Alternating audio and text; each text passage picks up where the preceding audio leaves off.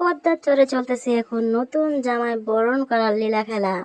সেখানে জড়ো হয়েছে বড় বায়দানি, গোবর টুকানি, তারপর চেপা শুটকি, তারপর মেকআপ ভুতুরি, বাবু ঘাউ খাইছো, যারা যারা আছে সবাই ক্যামেরা নিয়ে রেডি। এখন শুধু অ্যাকশন আর হবে শুধু ঢাকাইয়া জামাই আসবে আর ঢাকাইয়া জামাইকে কিভাবে বরণ করতে হয় সেটা কিন্তু সবাই দেখিয়ে দিবে। পদ্মার চরে এখন চলছে মিম ভুতুরির রং খেলা, মিম ভুতুরির বিয়ে নামক নষ্টামি নোংরামি, মিম ভুতুরির বিয়ে ধামাকাদার আয়োজন, বাড়ি ভর্তি মেহমান গিজ গিজ করতেছে, মিম ভুতুরির রং খেলার আয়োজন, বাড়িতে পুরা বাড়ি মানে সাজগোজের আয়োজন, সেইগুলো নিয়ে আজকে কথা বলবো। জানতে চান আপনারা আজকের স্পেশাল ভিডিওটা সবাই যে শুনতে চান, আজকে দেশি খাটাস এবং খুকিকে নিয়ে খুব মজার মজার কথা আছে। সবাই কিন্তু শুনলে একদম আপ্লুত হয়ে যাবেন, আবেগে আপ্লুত না খুশিতে আপ্লুত হয়ে যাবেন। তো সবাইকে আজকে একটা লাইক দিয়ে ভিডিওটা দেখতে শুরু করতে বলবো, অবশ্যই একটা লাইক দিবেন। আসসালামু আলাইকুম, কেমন আছেন সবাই? আশা করছি যে যেখানে আছেন সবাই খুব ভালো আছেন। আজকের ভিডিওটা যারা ক্লিক করেছেন তাদেরকে অসংখ্য ধন্যবাদ জানাচ্ছি, যারা এখন এই মুহূর্তে ভিডিওটা দেখছেন তাদেরকে অসংখ্য ধন্যবাদ। তো চলুন আমরা এখন ভিডিওর মেন টপিকে চলে যাচ্ছি। ভিডিওতে আজকে বলবো এই যে ঢাকা থেকে আগত আমাদের যমরাজ, তারপর মাল্টি নোংরা শারমিন, চিকা বিল্লাল, তারপর তার বউ, ছেলে মেয়ে এবং তার মা সবাই কিন্তু চলে এসেছে রং উড়িয়ে উড়িয়ে। মানে তারাও যে কিছুতে কম যায় না, তারাও যে কম বড় বায়দানি না সেটা কিন্তু মানে বায়দা বায়দা। আর বায়দানিতে একজন আছে, তার গলার সুর শুনলে তো মানুষ মানে গ্রামের মানুষ হয়তো ভয়ে দৌড় দিবে। যে মাল্টি নোংরা শারমিনের গলার যে পাওয়ার, ও ভাই, ও মাই গড, মানে কি আর বলবো, এরকম জোরে জোরে কথা আমি আজ পর্যন্ত কোনো মানুষকে বলতে শুনিনি। যে একটা ধরতে গেলে সে নাকি নতুন বউ, তার বিয়ে হয়েছে, নতুন স্বামী ধরতে গেলে অল্প কিছুদিন বিয়ে হয়েছে, তার যে এরকম গলার সাউন্ড আর এরকম চিল্লিয়ে সে কথা বলতে পারে। আর যমরাজের কথা আর কি বলবো, যমরাজ চলে এসেছে অনেক মিষ্টি অনেক কিছু হাতে নিয়ে, দেখলাম ভালোই যমরাজ কিন্তু এমনিতে ভালোই ম্যানেজ জানে। তার মুখের ভাষাটা শুনলে শুধু মনে হয় সে যে একটা ক্ষেত, তখন বোঝা যায়, এমনিতে বোঝা যায় না। যখন সে ড্রেস আপে থাকে তখন মনে হয় যে কোটিপতি একজন চলে এসেছে। আর দেখতে শুনতে তো বেশি মানে ভালোই, মাল্টি নোংরা সামনের পাশে যখন দাঁড়ায় তার সাথে মানায় না আর কি। তো যাই হোক, হ্যাঁ, সম্পূর্ণ আল্লাহর ইচ্ছা, এটা নিয়ে আর কথা বলবো না আসলে। তো চলে এসেছে ঢাকা থেকে আগত, আমার এই জিনিসটা ভালোই লেগেছে, একদম যে খারাপ লেগেছে সেটা বলবো না।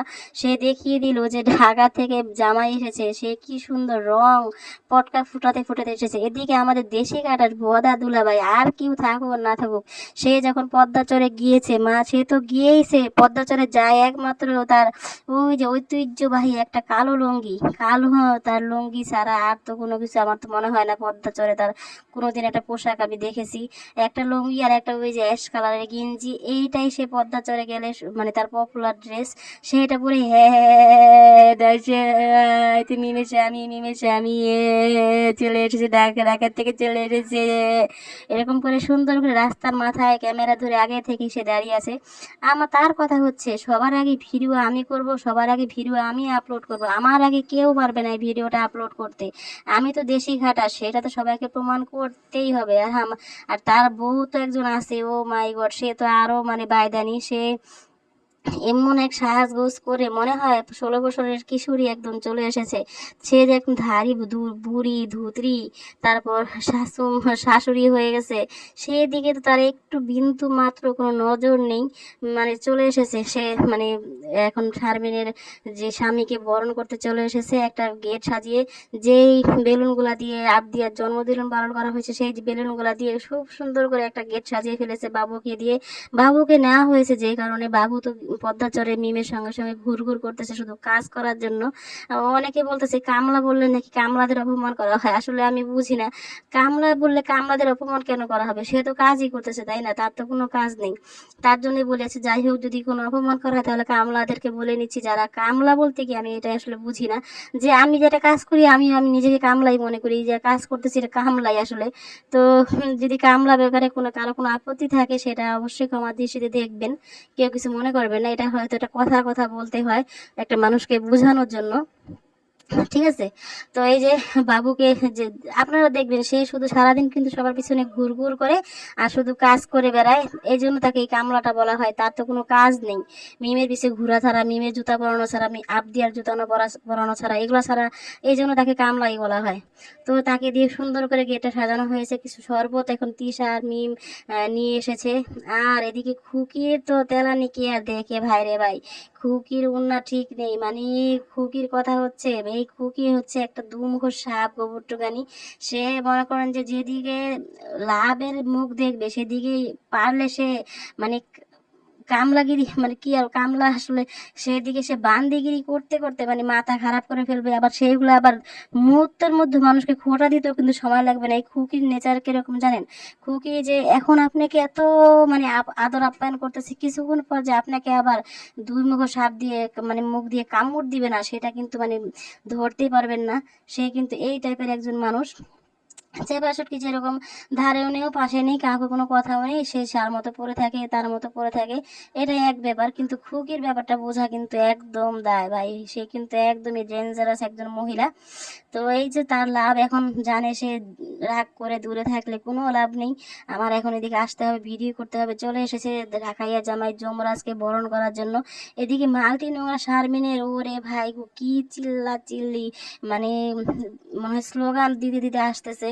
ভাই আশেপাশে মানুষ তোদেরকে যে জুতা পিটা করে না, এটাই বুঝি না, যে পদ্মাচরের এই গ্রামে এই করিম ব্যাপারীকে আর কালিনুরকে যে জুতা পিটা করে মানে গ্রাম থেকে বের করে দেয় না, এটাই মানে বড় মানে শুক্রিয়া আদায় করে তাদের থাকা দরকার, যে তোদের বাড়িতে এরকম মানে হট্টগোল আর মেলা সারাদিন বায়দানিগিরি কেন হয়?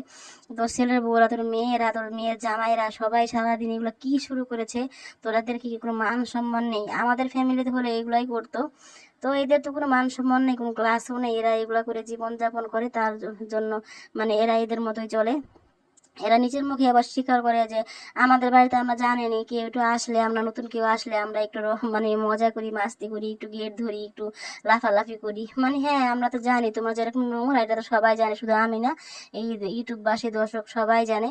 তো হ্যাঁ, দেখতে পাচ্ছেন যে এখন যমরাজ চলে এসেছে। যমরাজ চলে আসার পর তাকে যে কিভাবে আপ্যায়ন করতেছে। ওই যে বলেছিলাম না আজকে খুকি আর আহ দেশি খাটাসের কথা আপনাদেরকে মানে বলবো, যেটা শুনলে আপনার খুশিতে আপ্লুত হয়ে যাবেন।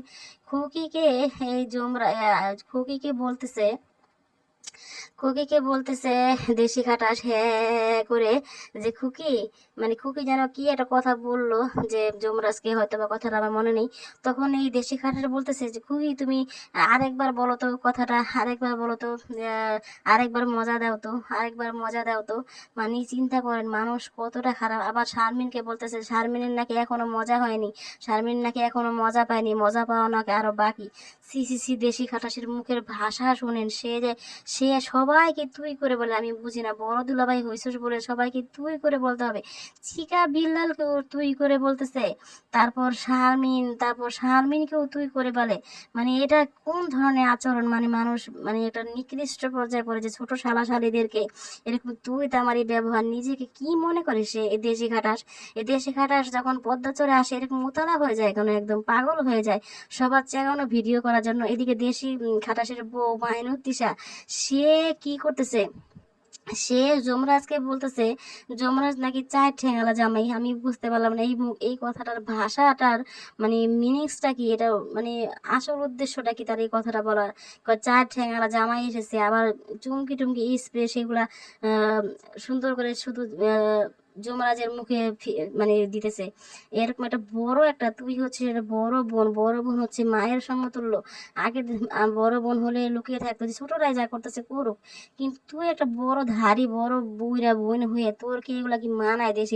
দেশি কাটাসের বউ মাহিনুর দিশা, এগুলা তোর কবে তুই এগুলো বাদ দিবি? তুই কি ভাবিস তোকে এগুলা করাতে মানুষ খুব পছন্দ করে, মানুষ খুব ভালো বলে?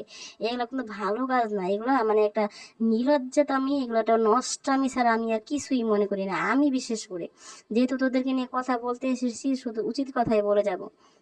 তো এই যে দেশি খাটাস মানে খুকির যত পেয়ারা গাছের কচি কচি পেয়ারা, ছোট ছোট পেয়ারা, হাঁস মুরগি সব খেয়ে ফেলতেছে।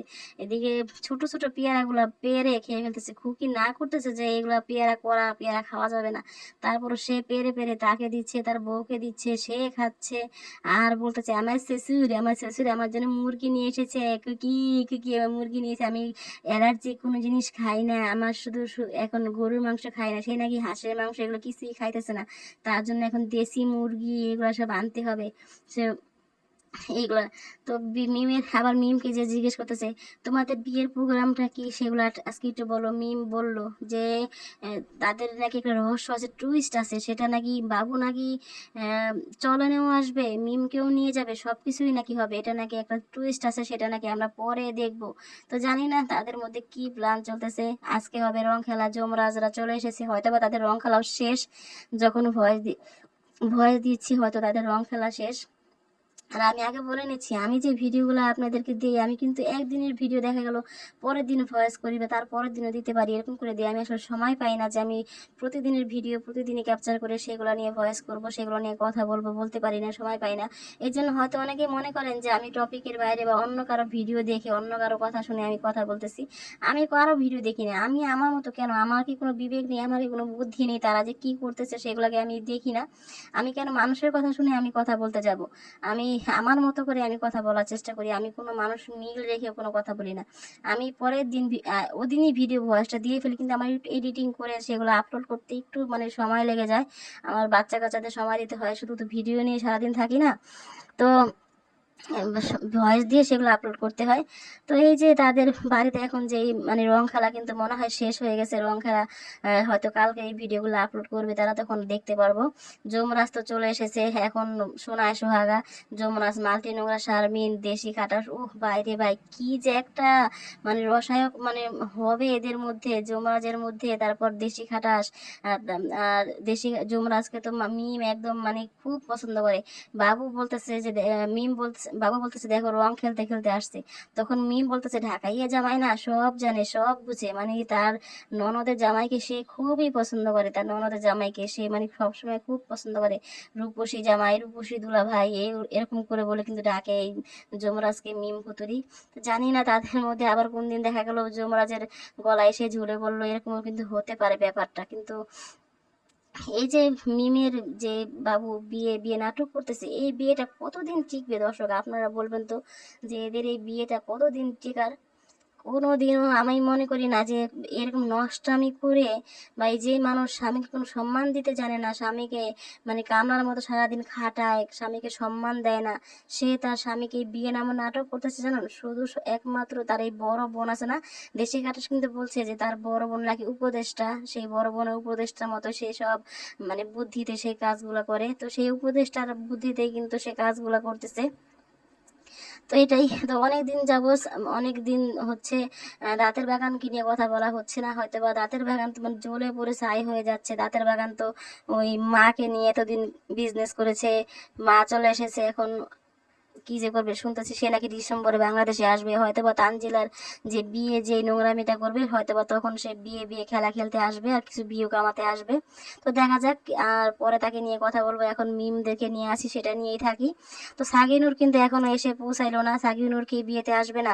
সাগিনুর আর ঘুটঘুটি ঝুনা নারিকেল আর ভটকু জাম্বু সাকিব এরা যদি না আসে তাহলে কি জমবে? আমার তো মনে হয় না, তারা আসলে তো এই খেলাটা এই ইয়েটা আর একটু জমতো। তো এখন আজকের যেই ঘটনা সেগুলো আপনারা কেমন মানে মনে করলেন, আমার কথাগুলো কেমন লাগলো সবাই কমেন্ট করে জানাবেন।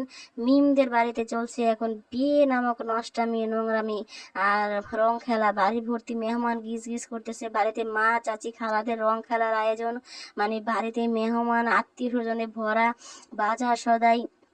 মিমের বাবা 4,000 টাকা করিম ব্যাপারে নাকি 4,000 টাকা হারাই গেছে, এখন মানে সে কান্না মতো শুরু করে দিয়েছে। কি আর করবে, এত কষ্টের টাকা, ধনিয়া পাতা বেচে তারপর কচু শাক বেচে লোকটা টাকা জমায়, সেখান থেকে যদি এত বাড়িতে মানুষ ভরা, সে তার টাকা কে নিল? আহারে করিম ব্যাপারে টাকাটা রে যে নিয়ে সে একটু দিয়ে দে, লোকটার লোকে মায়া লাগতেছে আহারে। তারপরে একটা জিনিস আমার অনেক কিউট লেগেছে, যখন যমরাজকে সবাই বরণ করতেছে, সবাই চিনি খাওয়াচ্ছে, মিষ্টি মিষ্টি খাওয়াচ্ছে। এই ফাঁকে শারিফা নিচ দিয়ে বসে কি সুন্দর দুইটা গ্লাস নিয়ে তারা খাওয়া শুরু করেছে। মানে আমার এই জিনিসটা খুবই কিউট লেগেছে আর অনেক হেসেছিও আমি, যে যাক বাচ্চা দুইটা অনেক ক্লান্ত ছিল, তাদেরকে কেউ খেয়াল করতেছে না, তার জন্য তারাই পানি নিয়ে খাওয়া দাওয়া শুরু করেছে। আর মাশাআল্লাহ দুজনকে খুবই কিউট লেগেছে। শারিফা সাদা জামা এবং ছেলেটা সাদা পাঞ্জাবি খুবই সুন্দর লেগেছে। আর যমরাজের একটা জিনিস এত বিশ্রী লেগেছে, সি সি সি, এরকম আনকালচার এই যমরাজ কিভাবে হয়।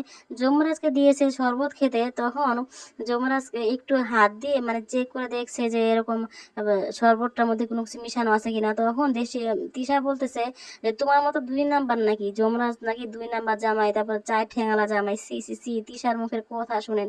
তারপর যমরাজ মানে 2 ঢোক মানে খেয়ে সেগুলো আবার নাহারের মুখে দিয়ে দিচ্ছে, মানে চিকা বিলালের বউর মুখে সেগুলা মানে সে মানে খাওয়া দিতেছে। মানে কতটা অসভ্য চিন্তা করেন।